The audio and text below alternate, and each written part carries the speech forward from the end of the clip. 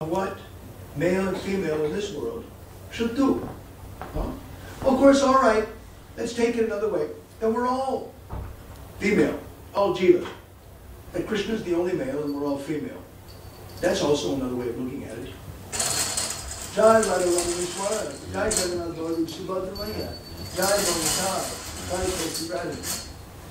So we're all servants of the Supreme Lord. And only Krishna Katha, only Hari Katha can satisfy the soul, ultimately speaking.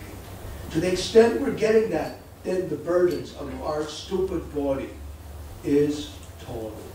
And the burdens of our relationships with other bodies that are depending upon your body is tolerable. To that extent. But no one really benefits. Even Bhaktivinoda Thakur was saying, look, legal or illegal, it's all a burden. And it's a mess. So, and I recently, one godbrother told me that one Gaudiya Vaishnava had told him that Bhaktivinoda Thakur had, I mean, most big devotees know that Bhaktivinoda Thakur had 13 children. And of them, 2 of them became good stalwart devotees. The rest of them, must be said that they were devoted somewhat. They probably had very good moral principles. They were stalwart people, good human beings. To the extent that they were great devotees, you can say. In comparison to today's generation, they were probably very, very good devotees. In comparison to that. It just goes to show you that you never get what you expect. Bhaktivinoda Thakur said that in Sharanagati that we got married, had many children, and our lives became very filled with burdens. You know, that heart grew heavy, burdens grew heavy. Another bhajan, he says, where in Gopal Vaivara, accepting the Supreme Lord as maintainer. See, this is the idea of the Vishnu forms, by their smiling, which resembled increasing light of the moon, the sidelong glances created and protected the desires of the devotee. So if you're a staunch devotee, Krishna will maintain your burdens. He maintains all the entities. Dharaputra Nijadeo Kutumba Phalani, Bhaktivinoda Thakur says. Now, how will I maintain my wife, my children, their bodies, Nijadeo Kutumba Phalani? How will I maintain the family? Now that I ebi atma samarpane chantanahiyar, tumar samsara bandhu samsara tumar. Tume nirvahi prabhu samsara tumar. Now that I've surrendered unto you, I don't have to think about it. Surely you will protect your family. If I maintain this flat or your, it's because it belongs to you. I simply hold on to the keys of your flat. That's all. And the Thakurji, the deity of the house, is the boss. And in Indian culture, they used to give him expenditures, reports, what is incoming, what is outgoing, everything. Everything, nothing is eaten in the house that doesn't get offered on that. And the children were instructed in the same way. Everything goes to the deity. Festivals for the deity, etc. So that is the real marriage, ultimately. Is Vishnu. And sometimes deities went from one dynasty to another as gifts during marriages.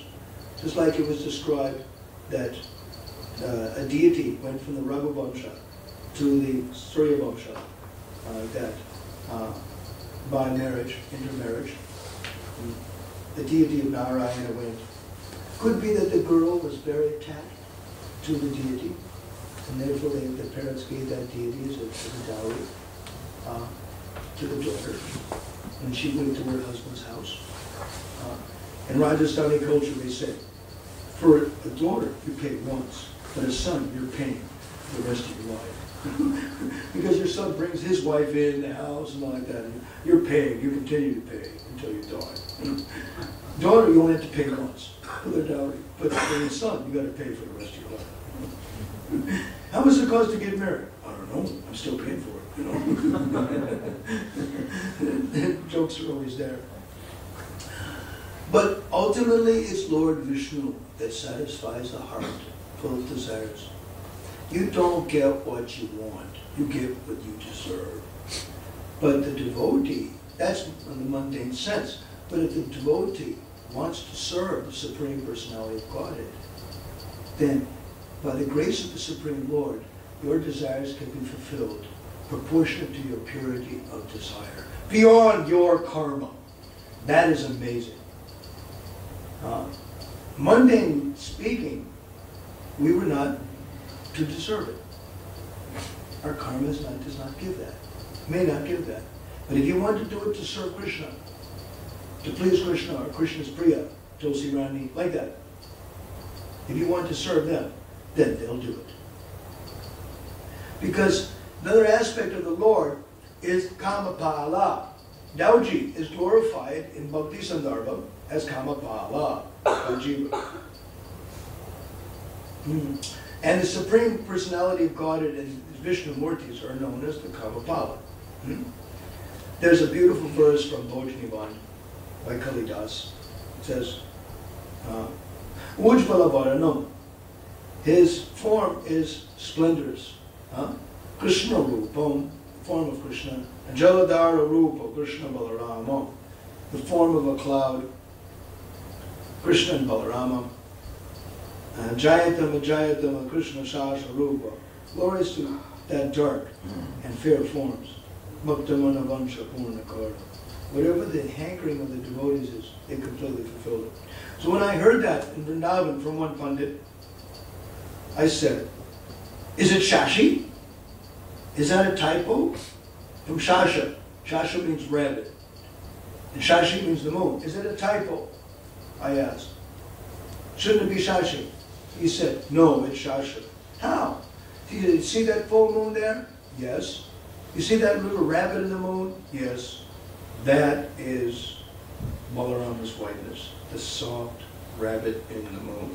Krishna Shasha Rupa. Very soft, very light. He's Balarama. He's very powerful, but he's very soft and white and charming. Ayam hi Rohini Putro Ramayam Surato Gunai. He'll satisfy you by his wonderful qualities. Akyasate Ramayiti. Therefore he's called Rama. Baladi Kam Balam Viduhu. Because he has extraordinary power, but he's called Baladeva. And Yadunam Apratik Bhavam Sankarshanam Ushantyapi. Because he brings together the two families, Nanda Maharaj's family and Vasudeva's family, Sankarsana. Sankarshayati, iti Sankarshana. He attracts together. Another aspect of it was when Dauji came back, due to the hankering of the hearts of the residents of Vrindavan. And then 65th chapter of the 10th canto, he came back to Vrindavan. It's described elsewhere. That Dauji drew his chariot, marked with the palm tree as his flag, drove his chariot from Dwaraka to the outskirts of Vrindavan, and he parked it. And he shed his Kshatriya garb, left it on the chariot, and dressed as a coward boy and dashed in. Because he's Vaibhava Prakash, the manifestation of another mood. So he can flip any way he wants. You know, he has the power to flip from Dwarka Baba to Braja Baba like that. Anything for the service of Krishna or his devotees. So he shed his Kshatriya garb and put on his Braja garb, and he ran inside. And his friends, who had all grown up by that time, saw him, wow! And they hugged him to his chest, you know, like this. And then all the gopis surrounded him. And they said, so Dauji, you come here. So Krishna's also going to come? Krishna's also going to come? So Dauji, by his power, by his mental strength, he brought Krishna in his mind and presented himself to Krishna's gopis so expertly that as long as Balaram was narrating Harikatha to them, became completely free of all anxieties, separation from Krishna by the grace of Dauji. This is Sankarsana. Vrindavan Das Thakur says in Chaitanya Bhagavad, this is Sankarsana. He actually gives you Krishna in such nice ways that he immediately dispels the heat of the fire of separation.